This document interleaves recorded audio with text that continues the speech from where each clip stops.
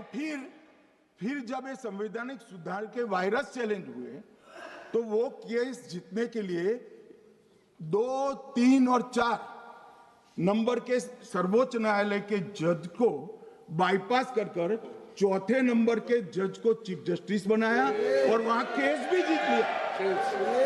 और मानने वाले तो इतिहास है, कौन झुठला सकता है? इनको कोई पढ़ाता नहीं है इतिहास, ये तो इतिहास है, सर्वोच्च अदालत और संसद के रिकॉर्ड में रखा हुआ इतिहास है।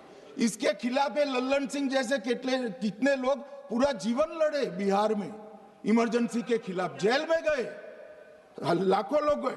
और तीसरी वोट चोरी कहना चाहता हूं, तीसरी वोट चोरी का प्रकार मैंने बताया था कि योग्यता नहीं है और मतदाता बन जाना। अभी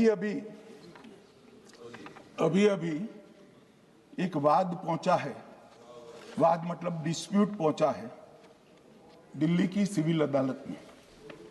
उसमें डिस्प्यूट ये है कि सोनिया गांधी जी इस देश की नागरिक बनने से पहले मतदाता बने।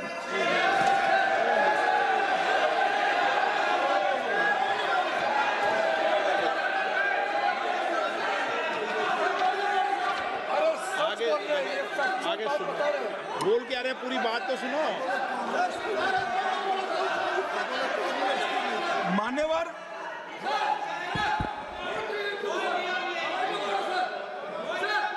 मान्यवर मैंने इतना ही कहा है कि अदालत में केस चल रहा है जो फैक्चुअल है।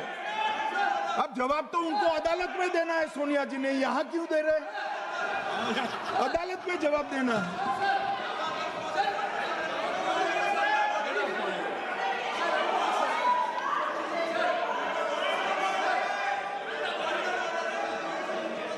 बीच के भाषण में पॉइंट ऑफ ऑर्डर नहीं होता।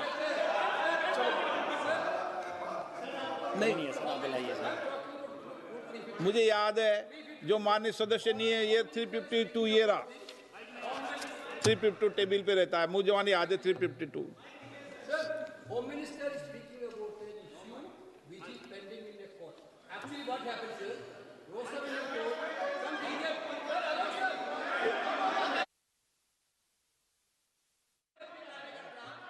filed a case on Madam Sonia Gandhi's voting on that 80. Sir, that Ross Avenue court dismissed that case without, there is no substance in that case. After the same person given an appeal.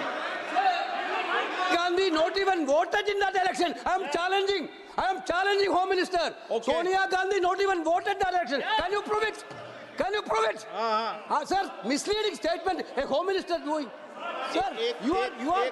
What is this, sir? एक minute please दादा, एक minute please. No, बैठिए। No मान्य please. देखिए माननीय सदस्य, 2 दिन से मैं चर्चा को सुन रहा हूं और 2 दिन से चर्चा को सुन रहा हूं और 352 आपने भी पढ़ा है, मैंने भी पढ़ा है, ठीक है ना। कई बार इधर से भी उधर से भी इस विषय को कई बार बोला गया है। जब डिबेट चलती है उसके संदर्भ में कई विषयों को बोला जाता है, ठीक है ना। और इसीलिए सुनिए बात, माननीय गृह मंत्री जी ने, आपने आधी बात सुनकर हर 2-2 मिनट में उठने लगोगे, ऐसे चर्चा नहीं होती। आप उनकी पूरी बात को सुनिए, क्या संदर्भ था, उन्होंने कोई फैसला नहीं दिया है, उन्होंने एक जानकारी जो आई है वो जानकारी सदन के पटल पे रखी है। अब मुझे सुनिए तो, अब आपने एक मुद्दा खड़ा किया, मुझे जवाब तो देने दीजिए। मान्यवर, मैंने कुछ ऐसा नहीं कहा, मैंने सिर्फ इतना कहा है कि एक वाद दायर हुआ है दिल्ली की अदालत में। मैंने कोई कंक्लूजन नहीं कहा, मैंने कहा कंक्लूजन का, मैंने कोई कंक्लूजन नहीं कहा। कंक्लूजन तो जब उनका नोटिस का जवाब वो दे देगी तब अदालत देगी, तब फिर से बताऊंगा मैं। मगर अभी तो मैंने सिर्फ इतना कहा है कि वहां एक केस रजिस्टर्ड हुआ है जिसमें श्रीमती गांधी को नोटिस इश्यू किया है। इसमें इतने लाल पीले होने की जरूरत क्या है? मान्यवर, हम सबका साझा दायित्व है। हम भी विपक्ष में बैठे हैं। हम चुनाव जितने जीते हैं इससे ज्यादा हारे हैं। हम लोगों का तो एक प्रकार से पौना जिंदगी ही विपक्ष में ही चला गया, चाहे राज्य हो या केंद्र हो। कई चुनाव हमारे हैं। हमने चुनाव आयुक्त और चुनाव आयोग पर कभी आरोप नहीं लगाया। एक नया पैटर्न खड़ा हुआ, एक नया पैटर्न। मैं पूरा वाक्य नहीं बताना चाहता। श्रीमती ममता बनर्जी ने चुनाव आयोग पर आरोप लगाए, स्टालिन जी ने लगाए, बीडी सतीशन जी ने लगाए, श्री राहुल गांधी ने लगाए, मल्लिकार्जुन खड़गे जी ने लगाए, तेजस्वी यादव जी ने लगाए, अखिलेश यादव जी ने लगाए, वी शिवन कुट्टी ने लगाए, हेमंत सोरेन जी ने लगाए, भगवंत मान जी ने लगाए। अब पहले तो ऐसी परंपरा सिर्फ कांग्रेस पार्टी में थी, मगर संपर्क का दोष कहता होता है साहब, ये सारे इंडिया अलायंस वाले चुनाव आयोग के खिलाफ आते। मान्यवर, चुनाव आयोग एक तटस्थता से चुनाव कराने वाला संस्थान बनाया गया और इसकी मान्यता कोई पॉलिटिकल पार्टी ने नहीं दी। भाग और अनुच्छेदों के तहत हमारे संविधान ने दी और ये संवैधानिक प्रक्रिया है।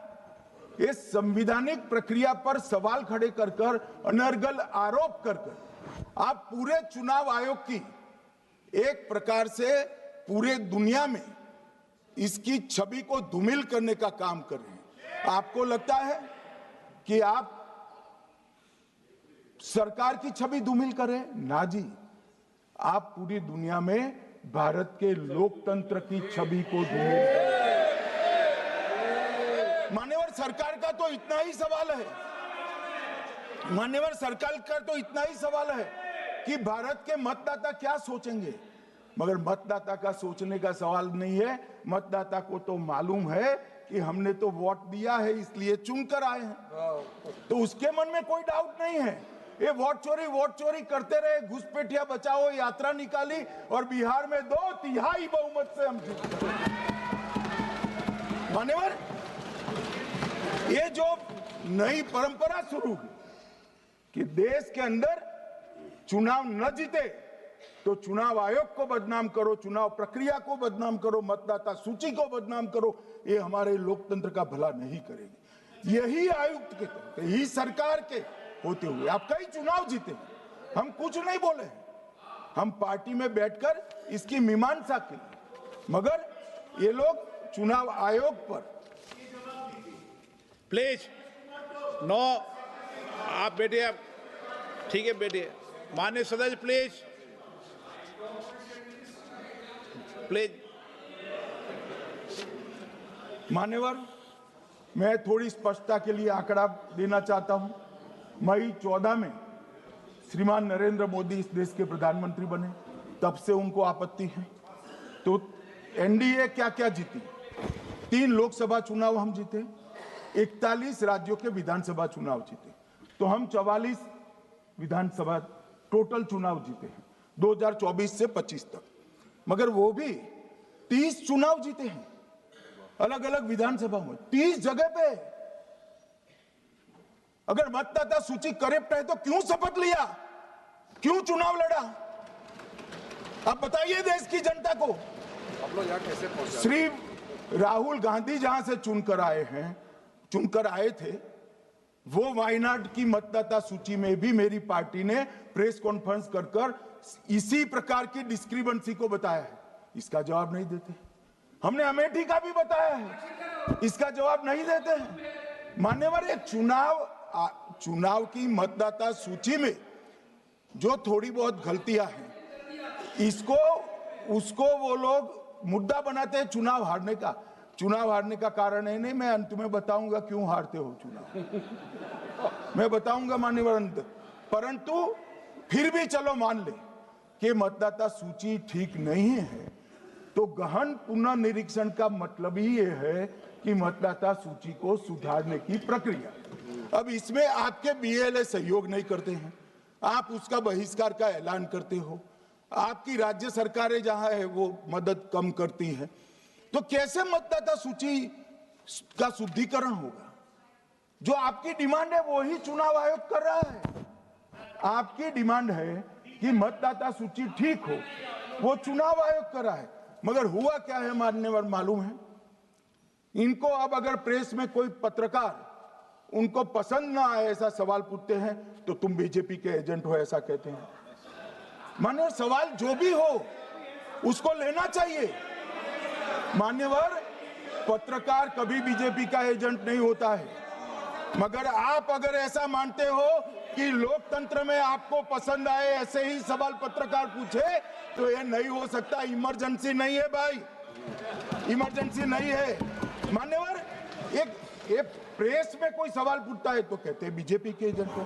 केस हारते हैं तो जज पर आरोप कर देते हैं, चुनाव हारते हैं तो ईवीएम पर आरोप करते हैं। ईवीएम की दलील अब गले नहीं उतरती तो वोट चोरी का मुद्दा लेकर आए। वोट चोरी का मुद्दा लेकर पूरा बिहार में यात्रा निकाली, फिर भी हार गए। अब हारने का कारण आपका नेतृत्व है, ये हारने का कारण ईवीएम और मतदाता सूची नहीं। और अगर ये मानते हैं मान्यवर, अगर ये मानते हैं कि इनको कोई पूछने वाला नहीं है, भगवान करे मैं गलत पड़ जाऊं, कांग्रेस के कार्यकर्ता इनका हिसाब मांगेंगे। एक दिन कांग्रेस के कार्यकर्ता इनका हिसाब मांगेंगे कि इतने चुनाव कैसे हार गए। मान्यवर कोई जज आजादी के इतने साल में नहीं हुआ है मान्यवर कि कोई जज एक जजमेंट दे तो जज के खिलाफ इंपीचमेंट लेकर आते हैं। अपनी वोट बैंक को एड्रेस करने के लिए इंपीचमेंट लेकर आते हैं मान्यवर। और ये सारे ने तो साइन कर दिया, साथ ही साथ उद्धव जी ने भी साइन कर दिया। उद्धव जी जजमेंट क्या है? एक पहाड़ी पर मान्यता है कि हाँ सबसे ऊपर दिया जलाया जाए। मान्यवर एक वोट बैंक को संभालने के लिए एक हाईकोर्ट के जज के सामने इंपीचमेंट लेकर आए हैं। देश की जनता उनको मदद नहीं करे।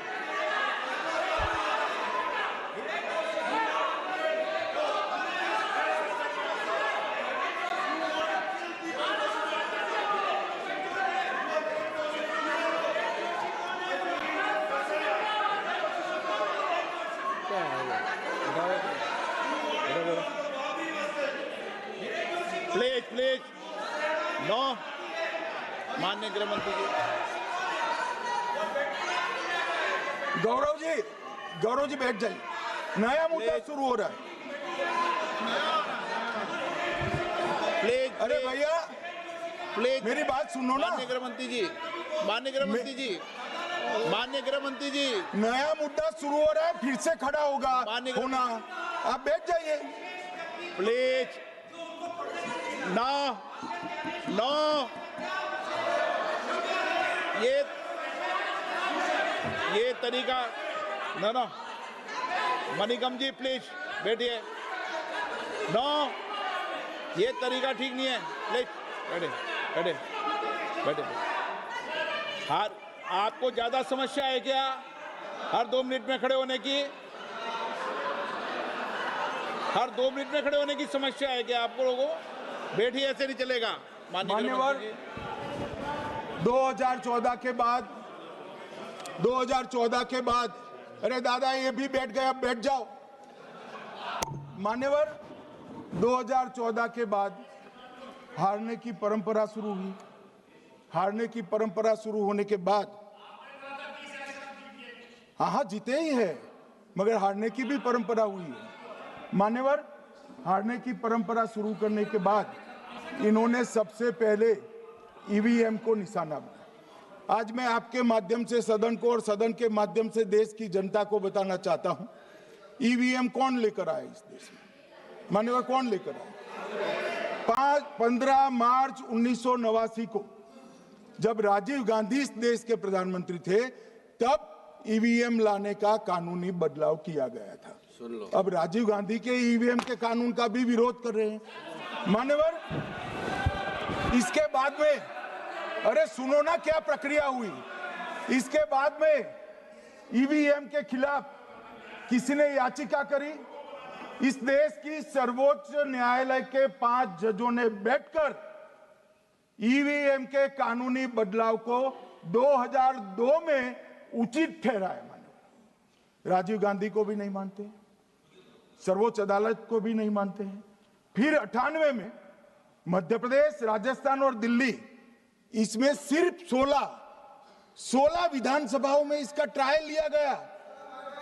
कितना केयरफुल है ये भी बताता हूं। हुडा बैठो, ये भी कितना केयरफुली चुनाव आयोग आगे बढ़ा है। मध्य प्रदेश, राजस्थान और दिल्ली, ये राज्यों की सिर्फ 16 विधानसभा में इसका ट्रायल लिया गया। हर प्रकार से चेक कर ईवीएम का उपयोग सबसे पहली बार पूरे देश में 2004 में हुआ।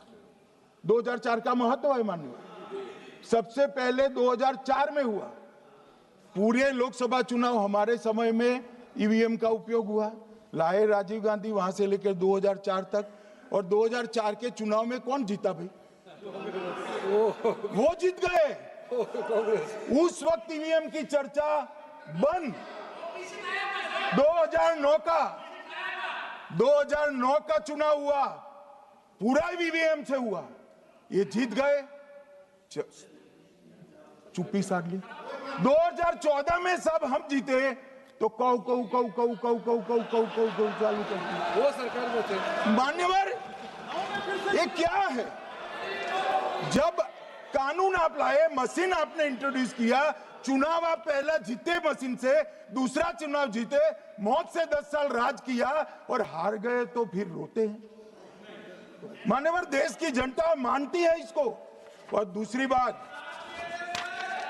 बात जब चुनाव आयोग को भी लगा कि सच्चे झूठे आरोप होते हैं, तो इस पर रिसर्च की एक प्रक्रिया हुई। 5 साल रिसर्च के बाद वीवीपीएटी की इंट्रोडक्शन हुआ। ये वीवीपीएटी क्या है?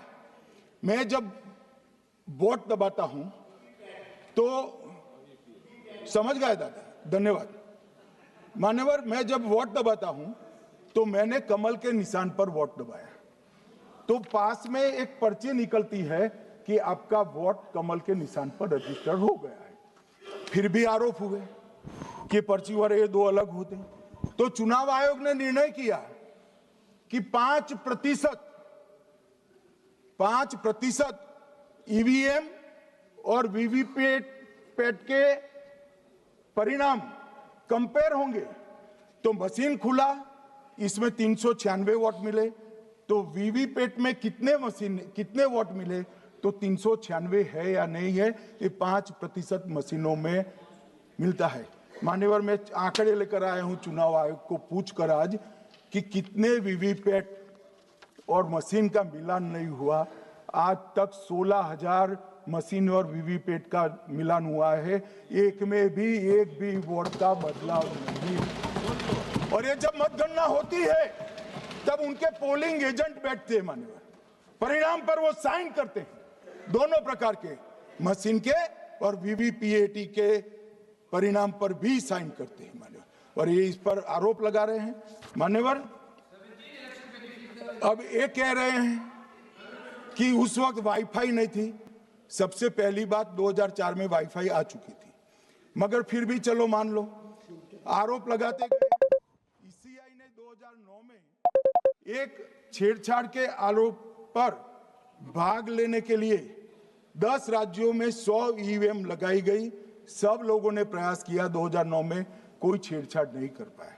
फिर भी आरोप लगाए तो 2017 में इलेक्शन कमीशन ने जून 2017 में 3 दिन तक ईवीएम इलेक्शन कमीशन की ऑफिस में रखे कि कोई भी पार्टी आकर, कोई भी टेक्नोक्रेट आकर, कोई भी साइंटिस्ट आकर ईवीएम को हैक कर बता दे। ये तो गए ही नहीं, ये नहीं गए मान्यवर। ये सिर्फ प्रेस में आरोप करते हैं, ना अदालत में जाते हैं, ना चुनाव आयोग के पर जाते हैं। मान्यवर, मगर एक्सपर्ट भी नहीं गए। आप कोई एक्सपर्ट भेज देते भैया, एक्सपर्ट भी नहीं भेजा। और मान्यवर 2017 में फिर चुनाव आयोग इस निर्णय पर पहुंचा कि आने वाले सब चुनाव ईवीएम से होते हैं।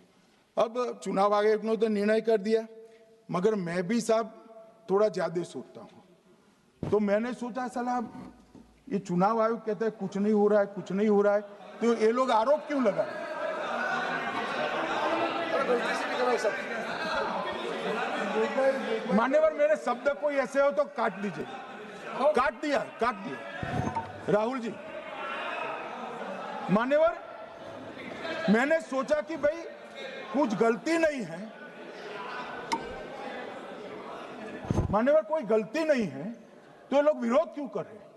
फिर मुझे याद आया कि मान्यवर जब इनके जमाने में चुनाव होते थे, बिहार और यूपी में सरकारें बनाती होती थी, पूरे के पूरे वोट के बक्से हाईजैक कर लिए जाते। ईवीएम आने से ये बंद हो गया, ईवीएम आने से बंद हो गया। और मान्यवर, चुनाव की चोरी बंद हुई है, इसलिए पेट में दर्द हो रहा है। ईवीएम का दोष नहीं है, चुनाव जीतने का तरीका जनादेश नहीं था, करप्ट प्रैक्टिसेस थी, इसके कारण चुनाव जीतते थे। अब आज ये पूरे एक्सपोज हो चुके हैं। जब जनादेश पर चुनाव होता है तो आप जीत सकते हो, जीतो, स्वागत है उसका, मगर जब हारते हो तो अन्य कारण बताना, जैसे पहले मैंने कहा, ऐसा बताना ये ठीक नहीं है। मान्यवर, कल मैंने लीडर ऑपोजिशन का भाषण स्वयं यहां बैठकर सुना है। पूरा भाषण उनका धागों में उलझ गया, थ्रेड्स में उलझ गया। मान्यवर, ये कहते हैं पीएम का शेड्यूल देखकर चुनाव आयोग चुनाव तय करता है। मेरा सभी सांसद महोदय से करबद्ध निवेदन है कि चुनाव होने के पहले के 1 महीने पीएम का शेड्यूल, और पीएम को लगभग 24 और 16 कितना होता है, 40 महीना हो गया। इसमें से किसी भी 1 महीने का शेड्यूल दिखाओ। पीएम की गति ही इतनी है, कोई भी महीना उठाओगे तो इतने ही प्रवास करते हैं। मानवर, इसको चुनाव का कोई लेन देन नहीं है। हमारे प्रधानमंत्री जनसंपर्क में आजादी के बाद सबसे ज्यादा प्रवास करने वाला प्रधानमंत्री, और मैं जानता हूं साहब, मैं जानता हूं नरेंद्र मोदी जी को 2001 से मैं बता सकता हूं, एक भी दिन की छुट्टी नहीं, एक भी वैकेशन नहीं, लगातार जनता का काम करना। मैंने कभी नहीं देखा उनको वैकेशन में। कई बार इनका अनुकरण करने का प्रयास करते हैं तो बीपी बढ़ जाता है। इतना ये फिर रुक जाएंगे प्लीज। मान्यवर, ये पूरी चर्चा चुनाव सुधार पर थी। मैंने आज ये भी जांच करा,